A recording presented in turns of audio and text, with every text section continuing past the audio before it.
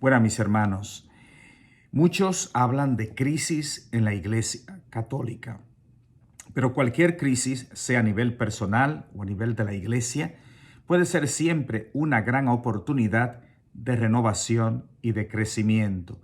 Y así lo ha sido en los más de 2000 años de historia de nuestra Santa Madre Iglesia.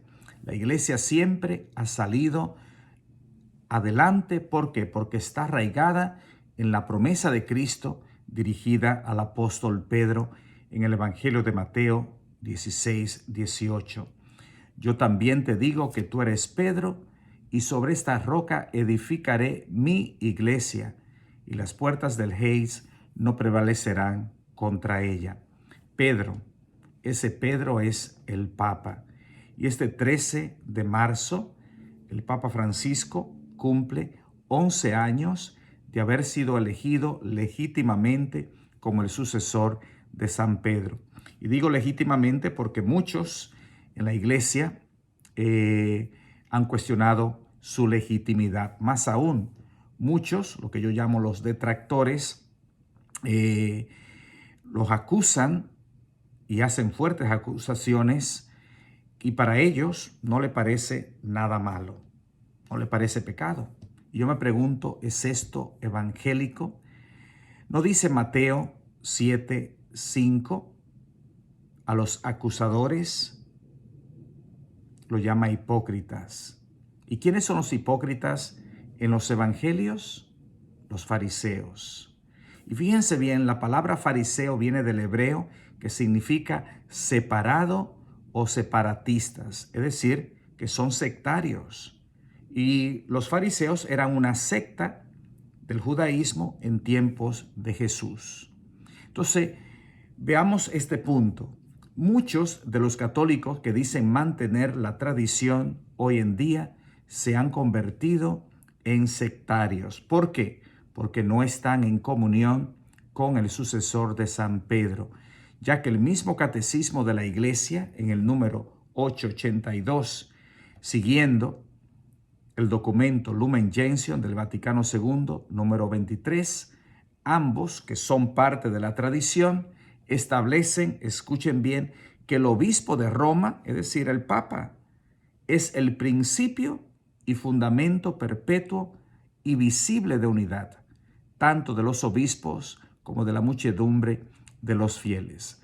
Así que, más que estar dentro de la iglesia, muchos que dicen defender la tradición de la iglesia, ¿acaso no están afuera porque no están en comunión con el Santo Padre? Veamos esto en 3 puntos, 3 razones, ¿ok?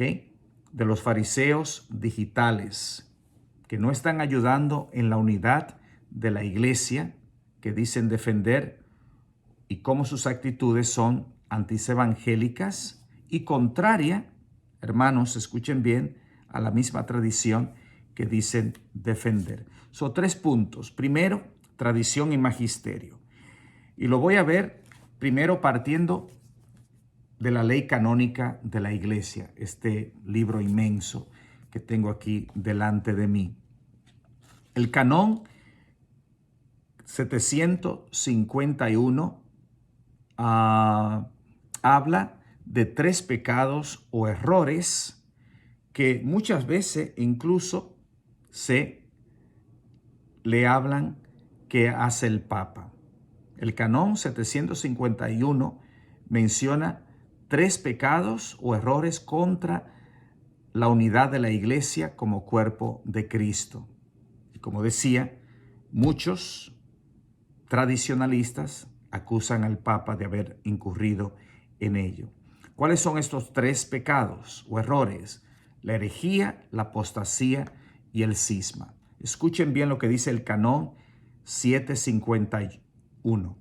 Se llama herejía la negación pertinaz, es decir, obstinada, después de recibido el bautismo, de una verdad que ha de creerse con fe divina y católica, o la duda pertinaz sobre la misma.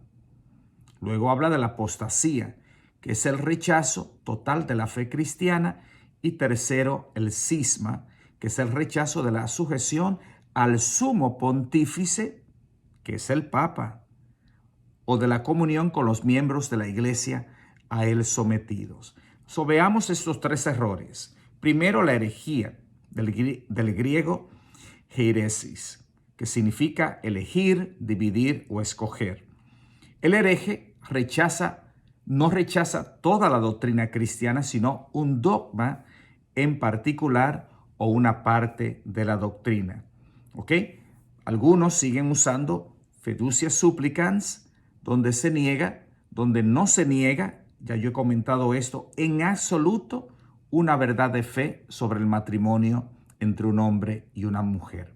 El documento lo subraya y lo enfatiza una y otra vez, que la Iglesia sigue creyendo y afirmando que el matrimonio es solamente entre un hombre y una mujer abierto a la vida. Pero no voy a abundar en ese tema. Lo segundo, la apostasía.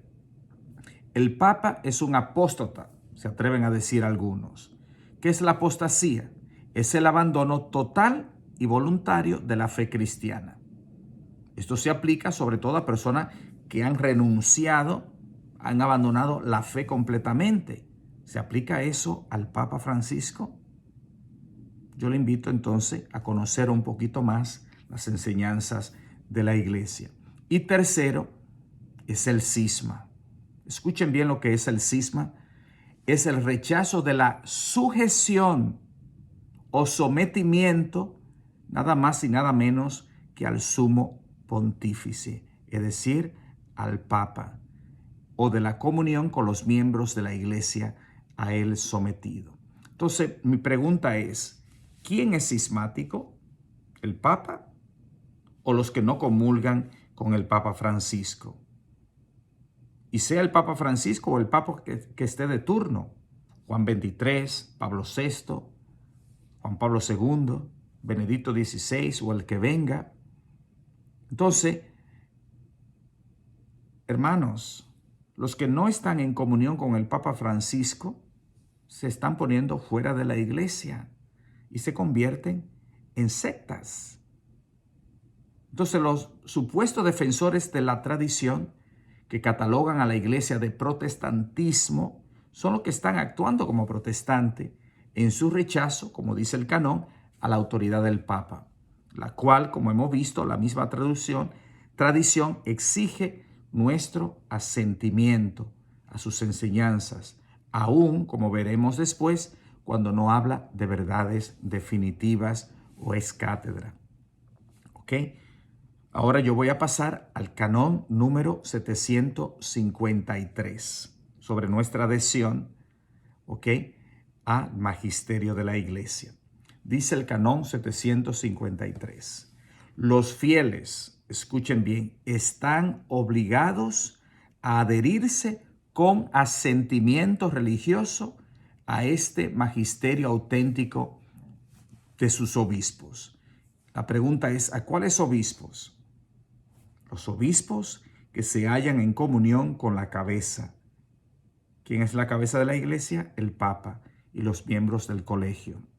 Entonces, cuando tú tienes lo que yo llamo nuevamente a los fariseos digitales diciendo, no, yo solamente escucho al obispo tal o al cardenal tal que no está en comunión con el Papa Francisco, que es la cabeza de la Iglesia y que ha sido elegido legítimamente por el Espíritu Santo.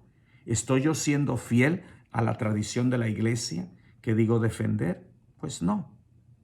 Eso es como la palabra de Dios. Que alguien diga, no, yo no acepto toda la palabra de Dios, solamente algunos pasajes o algunos libros. Eso es protestante, eso no es católico. Ahora, hablemos del tipo de obediencia que se le debe al magisterio, ya que hay diferentes grados de asentimiento. Y esto lo digo porque algunos hablan que si se debe obediencia ciega al Papa y al magisterio. Bueno, pues oigamos lo que dicen los canones nuevamente del libro canónico de la Iglesia. En el canón 750 dice, se ha de creer con fe divina y católica todo aquello que se contiene en la palabra de Dios, escrita o transmitida por tradición. Es decir, en el único depósito de la fe encomendado a la Iglesia y que además he propuesto como revelado por Dios, ya sea por el magisterio solemne de la Iglesia, ya sea por su magisterio ordinario y universal, que se manifiesta en la común adición de los fieles bajo la guía del Sagrado Magisterio. Por tanto, todos están obligados a evitar cualquier doctrina contraria. Ese canon tiene dos partes. Esa es la primera. El Papa Juan Pablo II, en 1998, añadió o agregó un segundo párrafo al canon 750, que dice así: asimismo, se ha de aceptar y retener firmemente todas y cada una de las cosas sobre la doctrina de la fe y las costumbres propuestas de modo definitivo por el magisterio de la Iglesia. ¿Ok? A saber, aquellas que son necesarias para custodiar santamente y exponer fielmente el mismo depósito de la fe. Se opone, por tanto, a la doctrina de la Iglesia Católica, quien rechaza dichas proposiciones que deben retenerse en modo definitivo. Entonces ahora está hablando de las enseñanzas definitivas de la Iglesia. Si alguien dijera, ya no son 7 los sacramentos, o el matrimonio no es entre un hombre y una mujer, o Jesús no es Dios, o la Virgen no es Madre de Dios. Estas son verdades definitivas, es decir, irrevocables, que hay que asentir, que hay que acoger, a la cual nos debemos someter. Ahora, el canon 752, el que sigue, habla de enseñanzas que no son definitivas. Y dice así: aun cuando no se trate de un dictamen de fe, el intelecto y la voluntad deben someterse a sentimiento, es decir, sumisión, adhesión, religiosamente a una doctrina que el sumo pontífice, el Papa o el Colegio de Obispos, declare sobre la fe o la moral al ejercer el magisterio auténtico. Y añade, inclusive si no tiene la intención de proclamarla mediante un acto definitivo. ¿Ok? Es decir, que también aquellas prerrogativas del magisterio ordinario que proceden del Papa, ¿ok?, deben ser acatadas religiosamente o filialmente, diríamos. Los fieles cristianos deben prestar atención para evitar aquellas cosas que no sean coherentes con lo mandato por el magisterio. ¿Ok? Este es el canon 752. Y voy a seguir con el canon 754. Perdonen que esto parece una clase de canon bíblica. ¿Ok? De canones, perdón. El 754, por si no lo sabían, por eso me parece importante que lo sepan. Todos los fieles están obligados a observar las constituciones y decretos promulgados por la legítima autoridad de la Iglesia para proponer la doctrina y rechazar las opiniones erróneas, y de manera especial las que promulga el Romano Pontífice o el Colegio de los Obispos. Nuevamente, se nos invita, ¿ok?, de que estamos obligados, ¿ok?, todos los fieles, a observar las constituciones y decretos promulgados por la legítima autoridad de la Iglesia. ¿Ok? Y de manera especial, el sumo pontífice, el Papa. Nuevamente, la invitación a estar en comunión con el Papa Francisco. Entonces hemos visto 3 tipos de pronunciamientos del magisterio a los que le debemos dar asentimiento o sumisión, aunque en diferente grado. Y estos se pueden encontrar en los últimos 3 párrafos de la Professio Fidei del Papa Juan Pablo II de 1989. Y la voy a decir rapidito a qué se refieren a ese asentimiento. Primero, de que yo creo, confirme que creo también con fe firme que todo aquello que contiene la palabra de Dios escrita o transmitida por la tradición y que la Iglesia propone para ser creído como divinamente revelado mediante un juicio solemne o mediante el magisterio ordinario y universal. Segundo, yo acepto y retengo firmemente todas y cada una de las cosas sobre la doctrina de la fe y las costumbres propuestas por la Iglesia de modo definitivo. Y tercero, me adhiero con religioso asentimiento de voluntad y entendimiento a la doctrina anunciada por el romano pontífice y por el Colegio de los Obispos cuando ejerce el magisterio auténtico, aunque no tenga la intención de proclamarla con un acto definitivo. Ahora bien, hermanos, ¿ustedes creen que este problema es de ahora? ¿Por qué ustedes creen que el Papa Juan Pablo II hizo este decreto, este motu propio?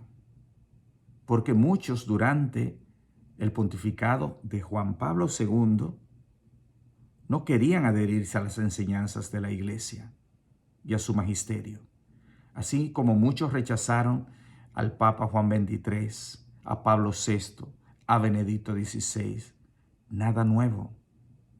Pero el llamado para todos los fieles católicos es tener una relación de comunión con el sucesor de Pedro. Que algunos no lo estén, que algunos no lo hagan. Nuestro llamado es y nuestro deber es hacerlo. Por lo tanto, decir soy católico con respeto a la tradición es adherirse al magisterio, sea cual sea el sucesor de Pedro. Lo contrario, nunca habrá uno que concuerde con mi parecer. Así que la postura protestante que dicen algunos, no es la Iglesia, que se ha convertido en protestante, no. Es el católico que no quiere tener asentimiento o adherirse a las enseñanzas que vienen sobre todo del Santo Padre, el sucesor de Pedro. Ahora hablamos del magisterio. El magisterio de la Iglesia es el que enseña con la autoridad que le dio Cristo a los apóstoles de atar y desatar, y más directamente de cuando Cristo le dijo, el que a ustedes le escuche, a mí me escucha, de Lucas 10, 16. ¿Ok? Y de la fe perenne de la Iglesia como columna y fundamento de la verdad, de 1 Timoteo 3:15. Segundo, hermanos, hay un solo magisterio auténtico y hay un solo rebaño. El Catecismo de la Iglesia en el 2030, nuevamente la tradición de la Iglesia, y el documento Lumen Gentium 25, dice el magisterio ordinario y universal del Papa y de los obispos en comunión con él enseña a los fieles la verdad que han de creer, la caridad que han de practicar y la bienaventuranza que han de esperar. Este es el único magisterio en la Iglesia, el del Papa y los obispos en comunión con él. ¿Por qué digo esto?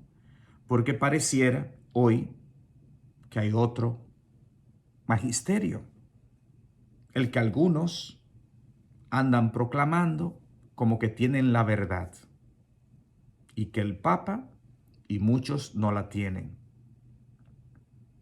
Entonces están hiriendo la unidad de la Iglesia.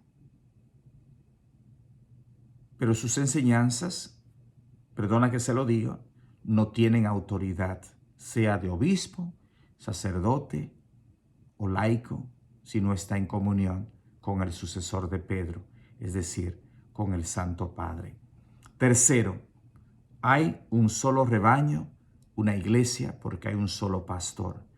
Parece que algunos católicos hoy en día son parte de otro rebaño, porque cuando dicen, yo sigo, sobre todo a un obispo, a un cardenal, a un sacerdote que ha sido cancelado, que no está en comunión con el Papa, y es a ese que yo escucho, porque yo digo, ese es que está en la verdad. Hay un solo rebaño. yo no formo parte del rebaño de aquel que no está en comunión con el Santo Padre. Entonces no estoy viviendo en el rebaño universal de la iglesia que guía el único pastor universal, que es el sucesor de Pedro, a quien Cristo le dijo en Juan 21, cuida mis ovejas, apacienta mis ovejas. ¿Soy yo de ese rebaño?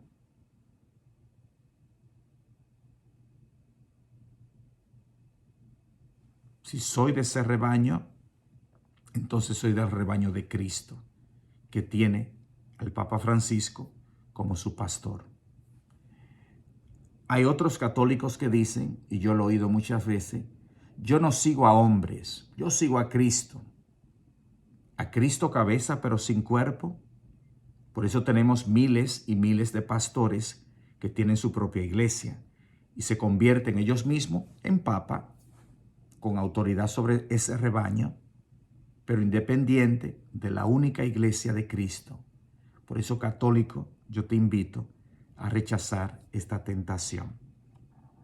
El Papa Francisco, en la catequesis del 29 de junio de 2013 dijo, recordemos bien, ser parte de la iglesia quiere decir estar unidos a Cristo y recibir de Él la vida divina que nos hace vivir como cristianos. Significa permanecer unidos al Papa y a los obispos, que son instrumentos de unidad y de comunión. Muy importante. Pensemos en eso. ¿Quiénes están en la unidad del cuerpo de Cristo? Para terminar, aunque algunos sientan que la iglesia está viviendo una gran crisis de confusión, de malestar, recuerda que en la barca de Pedro está Cristo y estamos arraigados, como ya dije, a esa promesa que le hizo a Pedro. Yo te digo que tú eres Pedro y sobre esta roca edificaré mi iglesia. Cuando Benedicto XVI renunció, lo dijo con tanta confianza. Yo recuerdo tanta gente que entraron en crisis. Era el fin del mundo, el fin de la iglesia. ¿Y saben lo que dijo el Papa Benedicto con toda seguridad? No es mi iglesia, es la iglesia de Cristo. Eso es lo que dice el Evangelio. Mi iglesia. Entonces, en 2000 años, ¿cuántas crisis ha superado la Iglesia Católica? Si leyéramos un poquito de la historia, nos daríamos cuenta. Podemos tomar la crisis de ahora nuevamente como una oportunidad de renovación, de compromiso. Pero para eso tenemos que estar afianzados a esta promesa de Cristo. Si no estamos seguros y nos dejamos llevar por los profetas sensacionalistas de nuestro tiempo, que ponen miedo, que predicen el futuro y el fin, vamos a vivir a la deriva de la iglesia y no dentro de ella. No te dejes perturbar por los profetas sensacionalistas que, como los fariseos, solo estaban atentos a los males. Y hay tanto bien en la iglesia. Tantas personas fieles que día a día viven su fe cristiana.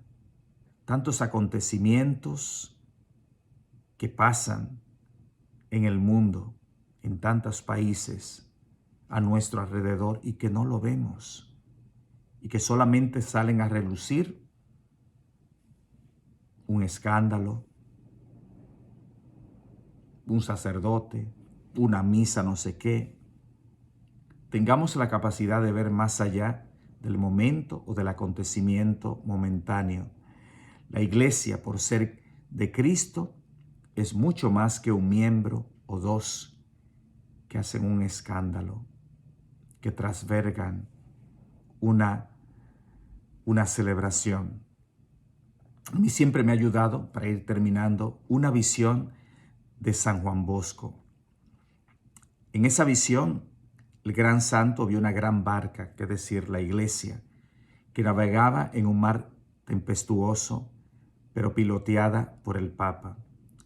Y a su alrededor un sinnúmero de naves enemigas armadas de cañones, que representan todos los males del mundo, el ateísmo, la corrupción, la incredulidad, el secularismo y todos los males de cada tiempo. y empezó una tremenda batalla. Y cuando todo parecía perdido, escuchen bien, dos inmensas columnas o pilares aparecen a cada lado de la barca.